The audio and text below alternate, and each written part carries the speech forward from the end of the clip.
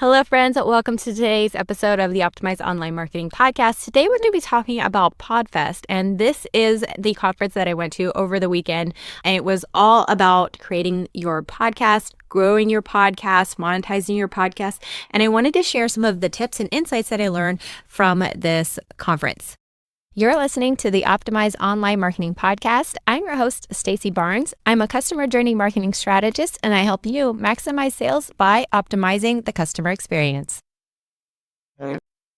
One of the biggest takeaways from this conference, it's not really a takeaway, it was more like reinforcing a belief. But one of the biggest things that they talked about throughout this conference, it was a theme that I don't think was intentional, but it just kind of happened throughout the conference, was the theme of community and how building relationships are super important to growing your business. Now, when they say building relationships, it's not like network. That's the word I'm looking for. It's not like that in the sense where you're handing out business cards. Hi, I'm Stacey. Here's my podcast about optimized online marketing. Come check it out. Your goal isn't to just be handing out business cards. In fact, the goal should just be making genuine connections. Now, if through conversation that you find out that person is a good fit for your show or a good fit as a client, et cetera, then it comes as a byproduct of forging natural connections. And the way this looks like is you're just kind of going through, hi, how's it going? What is it you do? What brings you to this session, et cetera. Just asking questions as a human being. Let's say you're at Disney World and you're just wanting to know why somebody's at a particular ride. Do you love the Ratatouille ride? Or, do you love Guardians of the Galaxy? Have you seen the movie, etc.? And you create these connections in a very natural way and not forcing the idea that you're going to be sharing your podcast with other people. You're just being friendly. And I absolutely love that about this conference, that it wasn't about trying to sell or get as many listeners as you possibly could, but it was just about creating connection. And in that sense, this really, really took the pressure off of being salesy. And it was all about just creating community, creating networks in a natural way, as opposed to forcing it. And I really, really think that that is the shift that marketing is going to be making in 2026 and in the future. We have been sold to on webinars and sales funnels, if you've been in the marketing space for some time, that it's always creating value with the intent to get the sale. And of course, that is what we do want to do. But people are getting very weary of funnels, getting weary of webinars. Not to say that it doesn't work, because it is still a marketing strategy that still does work.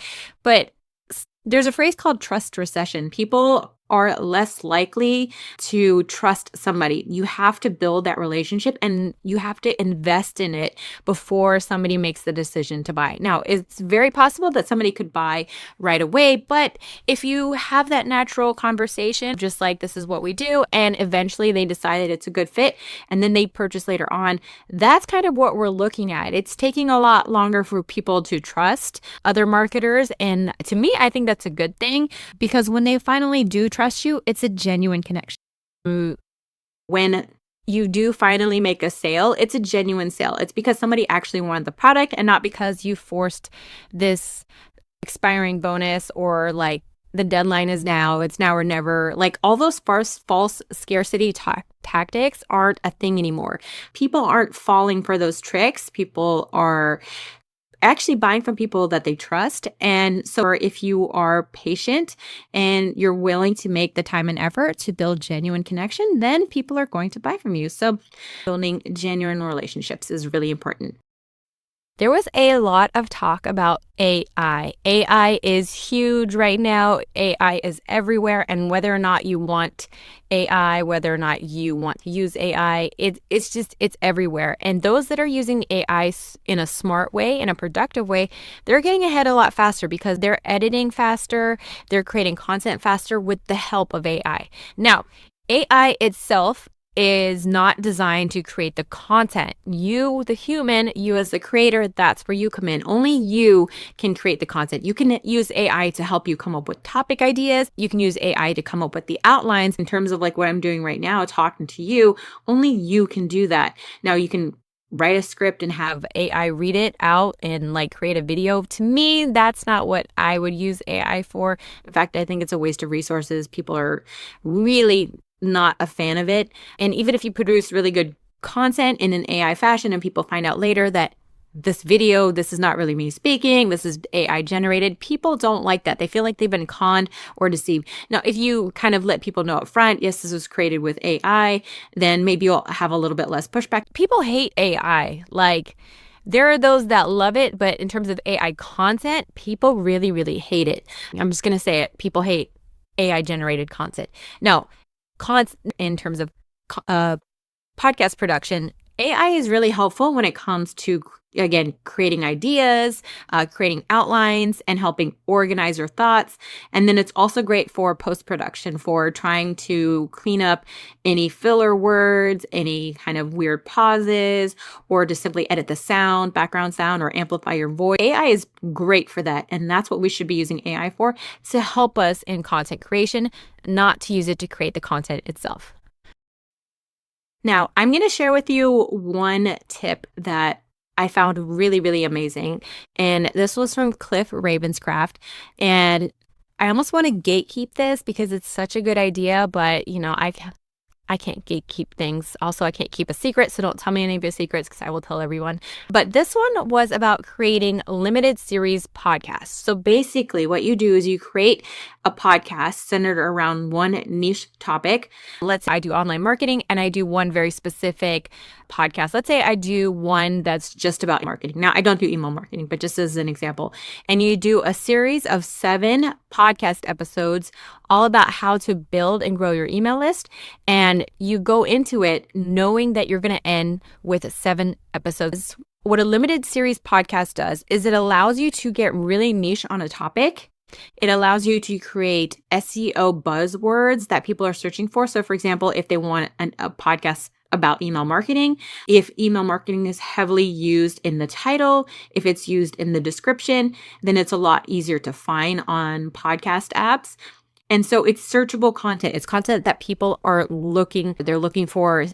It's basically using podcasts, like YouTube, like how to build an email list or how to, build my beauty business or whatever it is.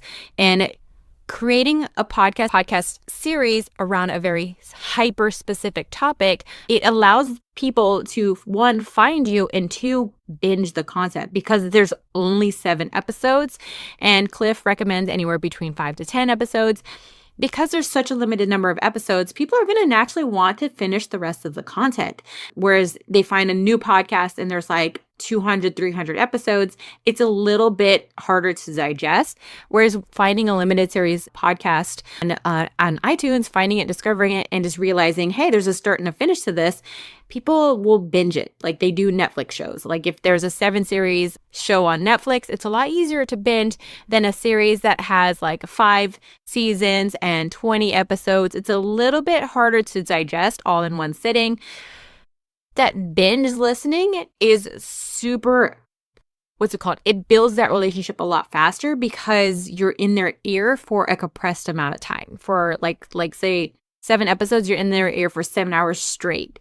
And so it really builds that relationship a lot faster. As a result of this limited series podcast, he generated $75,000 a year from a podcast series that is 15 years old, and he has not marketed it since he's created it. So granted, Cliff does have a brand name. People know who he is. People recommend him, and he's quite known in the podcasting industry. However, this is not a podcast that he actively markets himself. He simply put it online, and people found it more through, he called it the virtual assistant podcast. And people looking and searching for virtual assistant or finding a podcast about virtual assistants, then they find this podcast because they're searching for those specific key terms. And essentially, that's how he's been able to draw his audience to these podcasting apps because they're looking for those specific terms.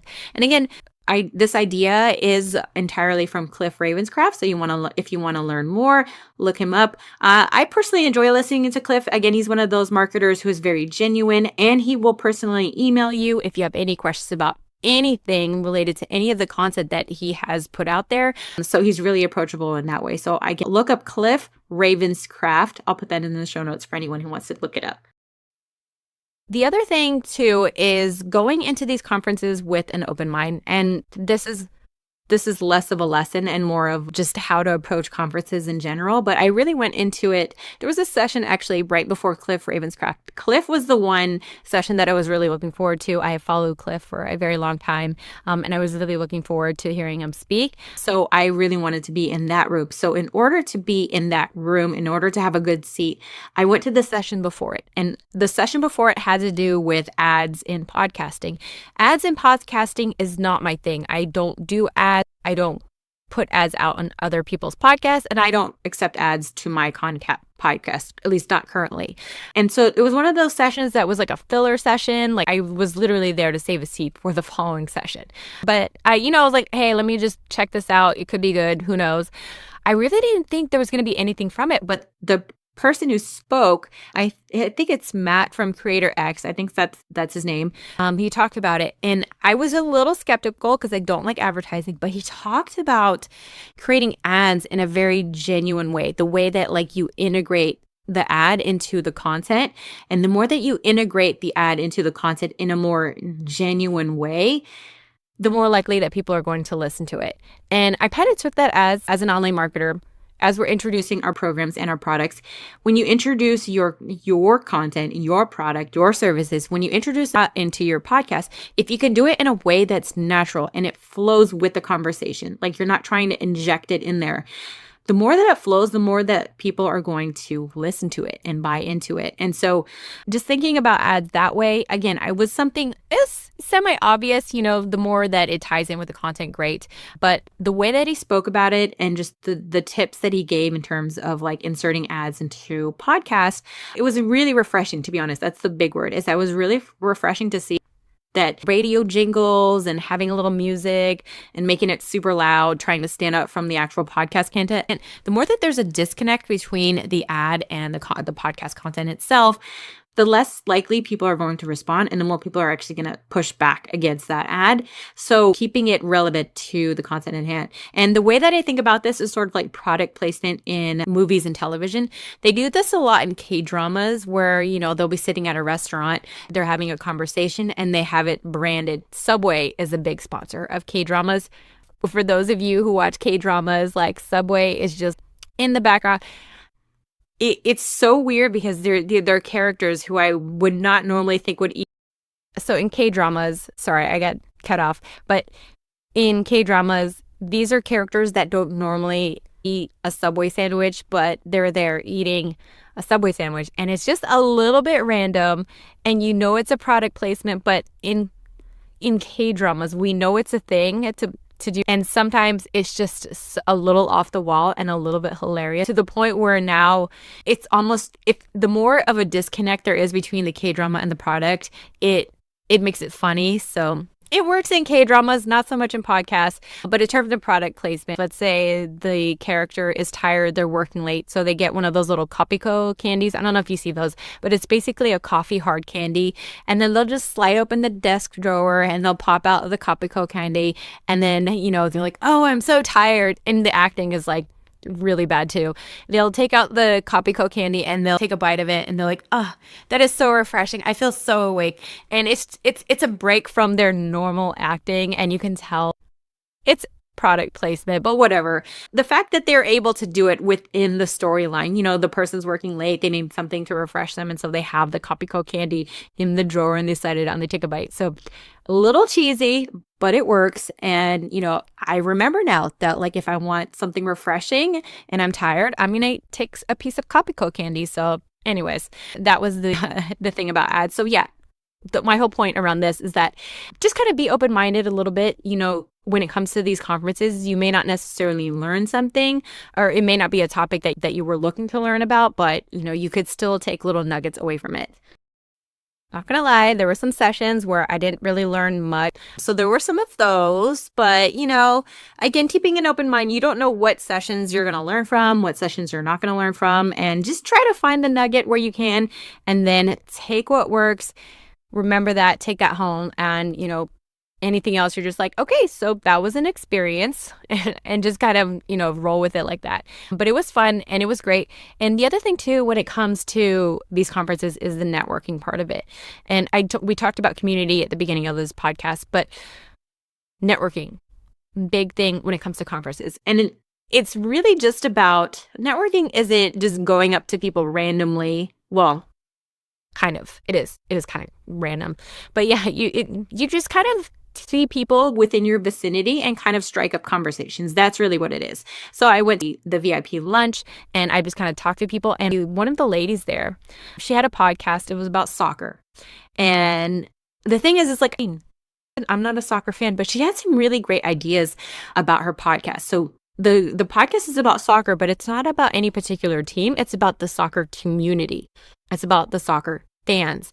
And it was a great take because even though I don't know anything about soccer, what the takeaway that I got from it was like, she has a podcast that is about the soccer community.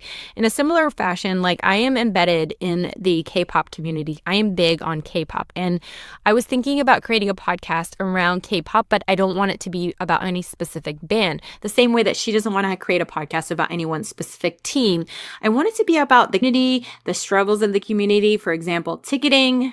Oh my gosh. Sorry. Side note, BTS, if the poster's up here on the video, if you can see, but BTS is selling tickets in next week.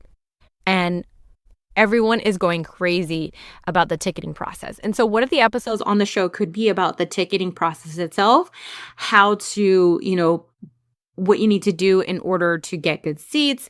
There's different tips about how to deal with Ticketmaster. Ticketmaster is a whole thing. And so creating an episode around ticketing and making sure you have a good quote spot, what not to do, like opening multiple browser tabs or logging in multiple times. I could have a whole episode about how to get these BTS tickets, or not BTS tickets, but just get tickets in general. So I could have a whole episode just about getting tickets, and I could have somebody who is, quote, an expert on ticketing, the ticketing process, come on and just kind of interview them and be like, hey, what's the best way to get tickets? What do I need to do? They'll probably talk about where to register, signing up for the membership, et cetera, and all of these different steps. So there's just different things in the K-pop community that is relevant no matter who you're a fan of. So we could talk about concert freebies. We could talk about concert outfits. We could talk about buying merch or buying fan-made merch or buying albums, how to get limited edition PCs. PCs are photo cards, limited edition PCs, et cetera, et cetera. So there's a bunch of different topics that are common throughout any K-pop fan. And it's just like, K-pop culture. And so having a podcast about that, I thought would be really interesting. So that is something that I am looking into. I would have a series of guests that would have knowledge on these different topics. So it's an idea that I'm toying with. Don't really have a plan for it yet, but I feel like it's something that I want to do. And so bring this around networking and sitting at the table and just having this conversation about, with this lady who has a soccer podcast. Again, it's not related to what I do, but it really opened my eyes to what was possible. And so just having these open-ended conversations really can spark ideas. In terms of the event itself, overall, it was well organized. Now, of course, no event is ever perfect. There's always little hiccups and glitches here and there. But overall, this podcast, I think, has been around for about 10-ish years. And so they really kind of know what they're doing. And so they've done a really great job. I really love how they're intentional about who they bring in as speakers. They're intentional about who they bring in as sponsors. They're not there to find companies that are looking to make a quick buck. Like, they're not looking for sponsors who are just there to sell equipment to these new podcasters. Like, they're looking for people who really truly want to invest in the podcast community. And so they bring in sponsors who are there to not just sell, but to just, be there for the podcast community. And again, like I said, there's this shift in marketing towards more relatable, more down-to-earth companies and less about companies with an agenda. And so I really, really love that. Podfest has been really great about that. They had some amazing, some of them I had to miss, unfortunately. John Lee Dumas was there. Again, Cliff Ravenscraft was there. You probably know who he is, but he was there and he's amazing. Cliff Ravenscraft has helped Amy Porterfield, Michael Hyatt, Michael Stelzner, I believe. But just, all the people who are in the podcasting space now. Pat Flynn was also a speaker there. I missed it, unfortunately, but apparently he was in there virtually anyway, so I can catch the recording later. But Pat was there and he was amazing. So they really brought in high caliber speakers. Oh, wait, hold on. So I had a total fangirl moment. There's a YouTuber. You probably don't know who he is, but I'm a huge fan. His name is Zach Peters, and he covers entertainment news or entertainment drama. I don't really know what you want to call it, but he's a commentator. So anytime there's news about any kind of celebrity or a celebrity gets into any kind of controversy, he has a show that talks about it. And he does it in a way that's a little bit more fair. Like he tries to do his best to kind of see both sides and kind of take information with a grain of salt. So that's what I like about him. It's not just spreading gossip. It's more just like seeing what's out there on the news and then like his take on it. So anyways, I'm a huge fan of Zach and I follow him on Instagram. And then of course, then I saw that he was doing a panel and I was like, I freaked out and I ran over to the session. I sat right up in the front because I was like, I have to get a front row seat to this. And there was a panel. It wasn't just Zach. There was a few other creators, by the way, who were all amazing. I loved each and every one who was on the panel, but not gonna lie, I was there for Zach. So I went and I heard him speak and, you know, their topic was about live streaming or podcast and live streaming and how creating live content is really great because you don't have to edit the content. And it also forces consistency because a lot of people who do these live streams either do it daily, 3 times a week or something like that. So it's a little bit more frequent and you get to engage with the community when you do it. Anyways, Zach was there and he answered some of the questions. And then after the session was done, I got to meet him backstage. Oh my gosh. Like I hated how I my brain is completely shut off where I was like, I couldn't form words and I was babbling and repeating myself. And I'm just like, I look like a total idiot. But he was super grateful or super gracious, like super nice, super kind, like was really patient. I took a selfie. It was like blurry the first time. And so we had to take it again. But yeah, he was super cool. And so I was just really excited. I got to have my little fangirl moment at Podfest. So yeah, that was my experience. Again, super fun and lots of amazing opportunities. I got to connect with a lot of people, got to learn a lot. I do have to decompress and take all of the different things that I've learned. There's so many things that I want to do and I'm trying to figure out what I want to start with. One of the speakers there talked about the rule of 3 and how he's like, don't ever have more than 3 things on your to-do list per day. So create your master to-do list and then each day just pick 3 things off the list. If you have 2 things on your to-do list, you will only get 1 of those things done. And if you have 4 things on your list, you will get none done because it's overwhelming. So I thought that was really interesting, but apparently in the audience, there was a few people that have said this actually has worked for them. And something about the number 3 creates a pattern in your brain. Your brain wants to complete all 3. So I thought that was really interesting. So one of the first things I'm going to do is, I'm just saying it out loud, is create my master to-do list, or at least brain up all of the things that I want to do. And then figure out what my plan is and do those 3 things every day. You know, create the 3 things that I want to do for the following week. And he said to plan, you know, no much further than 1 day out. Because if you try to overplan, you kind of want to have your milestones. So you take your list, like what you want to do for the next year, for the next quarter, for the next month, and then kind of break it down and then eventually break it down to just 3 things per day. And so, yeah, anyways, the rule of 3. So that's something that I'm going to be doing. And I figured I'd share that rule of 3 with you all. Anyways, thanks for listening. This is going to be a little bit of a rough cut, and I think I'm going to be unapologetic about the rough cuts because I just want to get the content out there, and it's better you guys have the content out there in a bit of a rough cut than not at all. I'm going to be leaning more into this style, this format of just get it out there. By the time I get the microphone out, by the time I get my camera out, by the time I do all of those things, I will have no energy to talk about what it is I was talking about. So I'm going to be leading into that a little bit more into 2026. In February is the 1-year anniversary of the Optimized Online Marketing Podcast. I'm really excited about that. We'll do a little anniversary episode, and I'm actually going to be calling that season 2. Somebody gave me this idea of just like having seasons of the podcast, and it allows you to have little breaks and stuff as well, but just like seeing how the different seasons change. So looking forward to that. Anyways, thanks for listening. I appreciate all of you, and I'll catch you guys next time. Take care.